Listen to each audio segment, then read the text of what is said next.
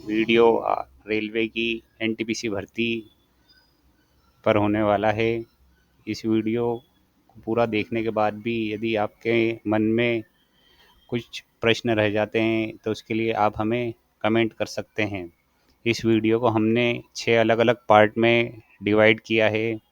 जैसे कितने टाइप्स की पोस्ट निकली है, उनकी क्वालिफ़िकेशन क्या है, आपकी इम्पोर्टेंट डेट्स क्या होने वाली है, आपको क्या डॉक्यूमेंट्स लगेंगे फॉर्म भरने के लिए, एज लिमिट क्या रहेगी और सिलेबस इसका क्या रहेगा और आपके कितने टेस्ट होंगे।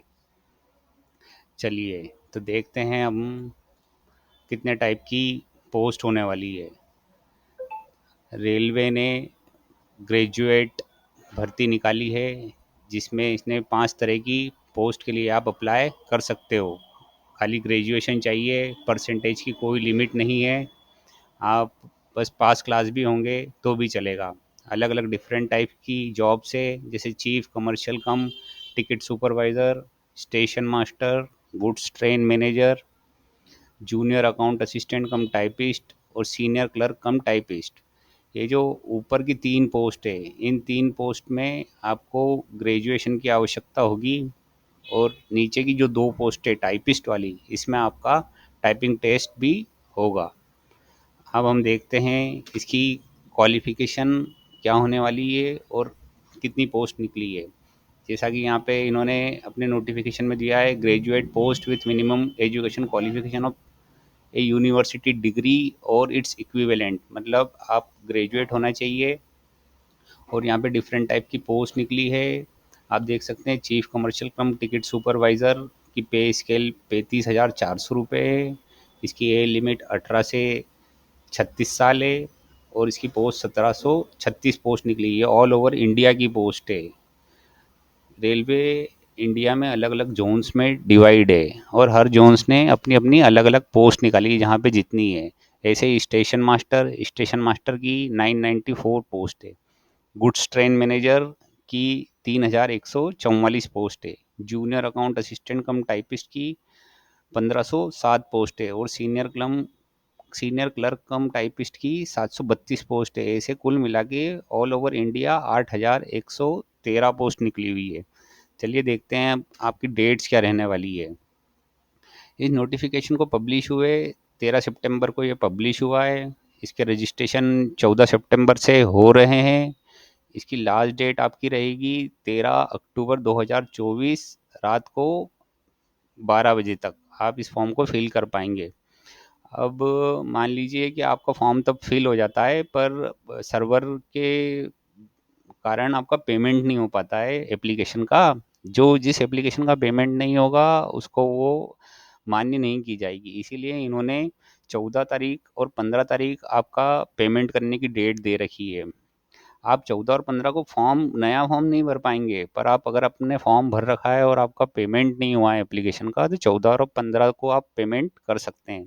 इसी तरह यदि आपके फॉर्म में किसी तरह के मिस्टेक आती है, आपके फ़ोटो बराबर नहीं लगते हैं या आपके साइन ब्लर लगे हुए हैं, मतलब साफ नहीं लगे हुए हैं, या आप चाहते हैं कि आपके फॉर्म में आपको कुछ करेक्शन करना है, आपको ज़ोन बदलना है या आपको कुछ अपना सर्टिफ़िकेट चेंज करना है, आपने परसेंटेज गलत डाल दिए हैं, वो चेंज करना है, तो आप 16 अक्टूबर से 25 अक्टूबर तक इसको रेक्टिफ़ाई कर सकते हैं, मतलब उसको करेक्ट कर सकते हैं। देख अब अपन देखते हैं इसके लिए आपको क्या-क्या डॉक्यूमेंट्स लगेंगे। डॉक्यूमेंट्स में सबसे ज़्यादा ज़रूरी है आधार कार्ड। आधार कार्ड में आपकी डिटेल्स जो होने वाली है वो बिल्कुल 10th की मार्कशीट जैसी होनी चाहिए, ताकि जब आपका आगे वेरिफिकेशन हो तो वो उससे मैच करे। ठीक है, आपको लगेगी आधार कार्ड, 10th 12th की मार्कशीट।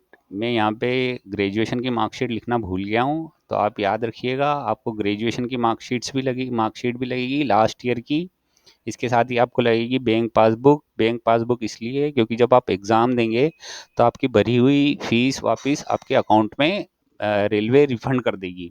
ठीक है, इसके साथ ही आपको लगेगा आपका कैटेगरी सर्टिफिकेट। अगर आप एससी एसटी ओबीसी या ईडब्ल्यूएस में आते हैं तो आपको आपका कैटेगरी सर्टिफिकेट लगाना होगा इसमें। और याद रखिएगा वो सेंट्रल का होना चाहिए, मतलब वो स्टेट गवर्नमेंट का नहीं होना चाहिए, वो सेंट्रल गवर्नमेंट का होना चाहिए, मजिस्ट्रेट के द्वारा दिया हुआ। इसके साथ ही आपको लगेगा पासपोर्ट साइज़ का फ़ोटो, और पासपोर्ट साइज़ का जो फ़ोटो है उसका वाइट बैकग्राउंड होना चाहिए। चलिए हम देखते हैं इसमें एज लिमिट क्या रहेगी। एज लिमिट के लिए यहाँ पे रेलवे ने इनके नोटिफिकेशन में दे रखा है एज ग्रुप 18 से 36 साल होना चाहिए। मतलब जनरल और ईडब्ल्यूएस के जो आवेदक है उनका जन्म 2 जनवरी 1989 के बाद का होना चाहिए। ओबीसी वालों का जो जन्म है वो 2 जनवरी 1986 के बाद होना चाहिए। इसी तरह एस सी एस टी वालों का 2 जनवरी 1984 के बाद होना चाहिए। और इसके बाद में आपको रेलवे ने एज रिलैक्सेशन भी दे रखा है। ओबीसी कैटेगरी के लिए 3 साल है, S C S T category के लिए 5 साल है, ऐसे ही एक सर्विसमैन के लिए 3 साल है, और पीडब्ल्यूडी वाले कैंडिडेट्स के लिए 10 साल है। अब हम देखते हैं इसका सिलेबस क्या होने वाला है। सबसे पहले तो ये बात ध्यान रखिएगा, आपकी निगेटिव मार्किंग होगी 1/3। मतलब अगर आप 3 क्वेश्चन गलत करते हैं तो आपका 1 मार्क काटा जाएगा। ये जो आपकी एग्ज़ाम है ये 2 स्टेज में होने वाली है। फर्स्ट स्टेज एग्ज़ाम में आपका कंप्यूटर टेस्ट होगा, ये सभी पोस्ट के लिए कॉमन रहेगा। 90 मिनट का एग्ज़ाम होगा जिसमें जनरल अवेयरनेस के 40 क्वेश्चंस आएंगे, मैथमेटिक्स के 30 क्वेश्चंस आएंगे, और जनरल इंटेलिजेंस के भी 30 क्वेश्चन आएंगे। टोटल 100 क्वेश्चंस रहेंगे। मतलब ये समझिए आपको 1 मिनट से भी थोड़ा कम मिलने वाला है हर एक क्वेश्चन के लिए। अब जो लोग स्टेज फर्स्ट क्वालिफाई करेंगे उनका 15 टाइम्स, मतलब उनका 15 गुना लोगों को इनवाइट किया जाएगा सेकंड स्टेज के टेस्ट के लिए। इसका जो एग्ज़ाम ड्यूरेशन है वो भी 90 मिनट का रहेगा।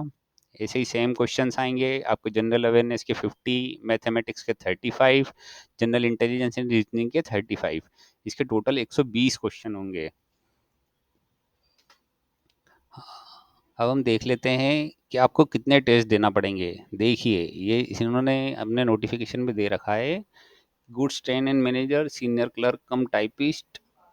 गुड्स ट्रेन एंड मैनेजर को 2 देना है, फर्स्ट स्टेज का सीबीटी और सेकंड स्टेज का सीबीटी। जबकि जो टाइपिस्ट रहेगा और जूनियर अकाउंट, दोनों टाइपिंग वाली पोस्ट है, इनका दोनों टेस्ट अपने सीबीटी कंप्यूटर बेस्ड वाले पास करने हैं, और उनका टाइपिंग स्किल्स का भी टेस्ट होगा। वो थर्ड स्किल टेस्ट होगा ना इसमें, तो वो थर्ड टेस्ट होगा। चीफ कमर्शियल कम टिकट सुपरवाइजर को भी 2 ही टेस्ट देना है, इसको थर्ड स्किल टेस्ट रिक्वायरमेंट नहीं देना है। और जो लास्ट वाला है